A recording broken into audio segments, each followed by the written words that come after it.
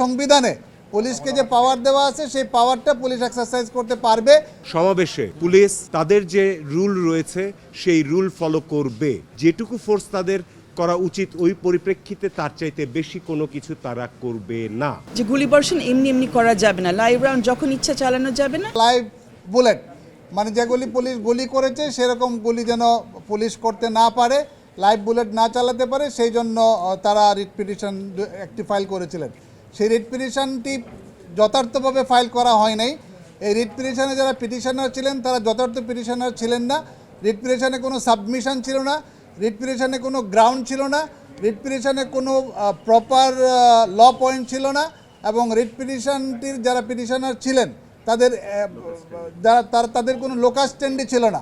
এই মর্মে writ পিটিশনটি in লেমিনি খারিজ করা, সামারিলি রিজেক্ট করে দেওয়া হয়েছে এবং নট ইনফর্ম বলে এবং যথার্থভাবে রিট পিটিশনটি দায়ের করা হয় নাই বলে খারিজ করে দেওয়া হয়েছে। অবজারভেশন কোর্ট দিয়েছে যেগুলি আইন আছে আমাদের, যে কনস্টিটিউশনাল রাইট যেগুলি রয়েছে তাদেরকে বলা হয়েছে যে এটা আমাদের সংবিধানেই স্বীকৃত যে যাদের সমাবেশ করার অধিকার থাকবে, সমাবেশ করার অধিকার থেকে কাউকে বঞ্চিত করা যাবে না।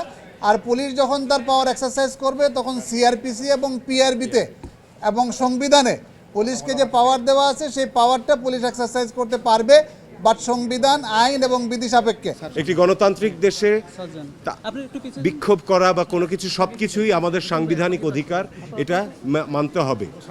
শান্তিপূর্ণভাবে যে সাংবিধানিক অধিকার রয়েছে আমাদের, ফ্রিডম অফ অ্যাসোসিয়েশন, সেটিকে মানতে হবে।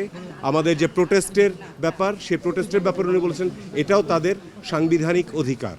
এবং পুলিশকে তিনি কিছু ডাইরেকশন দিয়েছেন যে কোনো শান্তিপূর্ণ মিছিলে বা কোনো শান্তিপূর্ণ আন্দোলনে বা কোনো শান্তিপূর্ণ প্রোটেস্টে, সমাবেশে পুলিশ তাদের যে রুল রয়েছে সেই রুল ফলো করবে, এবং সেই রুলের মধ্যে বলে দিয়েছেন যে যেটুকু ফোর্স তাদের করা উচিত ওই পরিপ্রেক্ষিতে তার চাইতে বেশি কোনো কিছু তারা করবে না।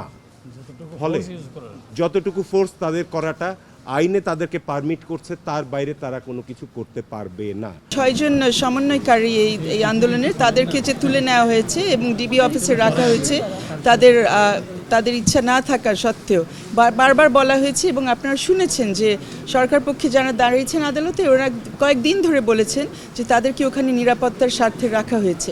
ওরা বের হয়ে ওরাই বিবৃতি দিয়েছে যে না, তাদেরকে নিরাপত্তার স্বার্থে রাখা হয়নি, সেই ধরনের প্রহসনের নিরাপত্তা তারা চায়নি, এবং তাদের চলাফেরার উপরে নিয়ন্ত্রণ ছিল, কার সাথে তারা সাক্ষাৎ করতে পারবে তার উপর নিয়ন্ত্রণ ছিল। আলটিমেটলি তাদেরকে যখন যেহেতু মুক্তি দেওয়া হয়েছে, মুক্তি দেওয়ার কথাও বলা হয়েছে, তারা নিজে নিজে যে বের হয়ে আসছে তা না, কেউ তো তাদেরকে মুক্তি দিয়েছে। এবং তারা যার তত্ত্বাবধানে ছিল, যেই ব্যক্তি ডিবি হারুন, ওনাকেও এর মধ্যে ওই জায়গা থেকে সরানো হয়েছে। সো অ্যাডমিটেড অনেক ঘটনা এর মধ্যে ঘটে গেছে, কিন্তু কোর্ট যেটা বলেছে, যেহেতু আমাদের প্রেয়ারও ছিল যে তাদেরকে মুক্তি দেওয়া হোক, তারা যেহেতু এখন মুক্ত অবস্থায় আছেন, এই ব্যাপারে ওনারা আর কোনো মন্তব্য করতে চান নাই। আমরা ওনাদের যে অবজারভেশন হয়েছে গুলিবর্ষণের ব্যাপারে, সেটাতে আমরা অবশ্যই সন্তুষ্ট, কারণ ওরা পরিষ্কার করেছেন যে আইন অমান্য করে কিছু করা যাবে না, এবং আইনও খুবই পরিষ্কার যে গুলিবর্ষণ এমনি এমনি করা যাবে না, লাইভ রাউন্ড যখন ইচ্ছা চালানো যাবে না, এবং এটা ক্লিয়ার, এবং আইনটা এখন স্ট্রিক্টলি ফলো করতে হবে। আমরা সবচাইতে বেশি সন্তুষ্ট যে আদালত বলেছে যে যারা এই ধরনের ঘটনা ঘটায়, আইন বহির্ভূত কোনো ঘটনা যারা ঘটায়, আটকের ক্ষেত্রে হোক, গুলিবর্ষণের ক্ষেত্রে হোক, তাদেরকে জবাবদিহিতার মধ্যে আনতেই হবে।